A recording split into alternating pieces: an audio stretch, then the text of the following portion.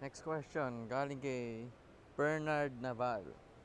Sabi niya, for the networking and beyond, ano ang pinagkaiba ng mindset ng mayaman sa mindset ng mahirap? Naku, napakalayo. Parang Maynila hanggang Baguio. Yung pinagkaiba ng mindset ng mayaman kumpara sa mindset ng mahirap. Okay? Um, ano ba sa tanongin yan? Usually, mindset ng mahirap in pinaka-common, mindset na mahirap, lagi nagko-complain, lagi nagja-justify, um, lagi nagre-reason out bakit hindi gagana yung mga bagay, lagi nag-blame. Okay, lagi nilang sinisisi yung ibang tao kung bakit sila mahirap.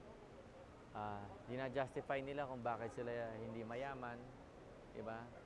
Nagko-complain sila sa taas ng presyo, nagko-complain sila bakit mahirap sila, nagko-complain sila lagi, ganyan.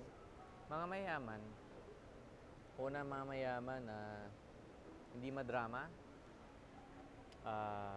lagi silang positive sa buhay. They take responsibility sa lahat ng pangyayari. And malaki ang tingin nila sa sarili nila at saka sa future. Yung mga mahirap, maliit ang tingin nila. Feeling nila makulimlim araw-araw.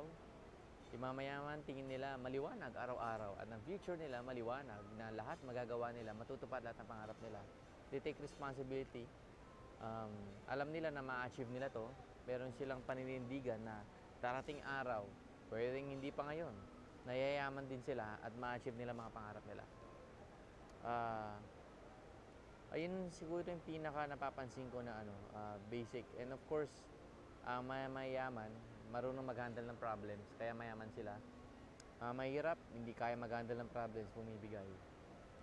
Okay? Yun lang. Ayun, marami ka natutunan sa simpleng tip na to. You just have to make sure apply mo siya. Okay? So remember, sa business natin, within 2 years time, pwede kang maging financially free.